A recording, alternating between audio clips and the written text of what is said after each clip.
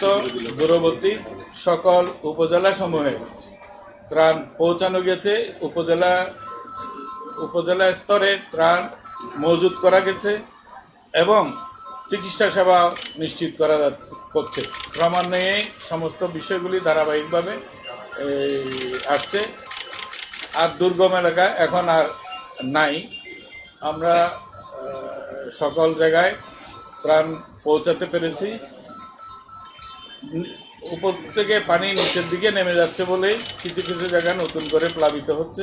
সেই সমস্ত জায়গাতে সব রানিং পানি খুব দ্রুত নেমে যাবে বলে আমরা আশা করছি এবং ত্রাণ কার্যক্রম সুষ্ঠুভাবে আমরা সম্পন্ন করতে পারব। সকল জনগণের এই যে স্বেচ্ছাসেবা আর মানুষের উদ্যম এই সমস্ত কিছু আমাদেরকে শক্তি যোগাচ্ছে। সবাইকে ধন্যবাদ।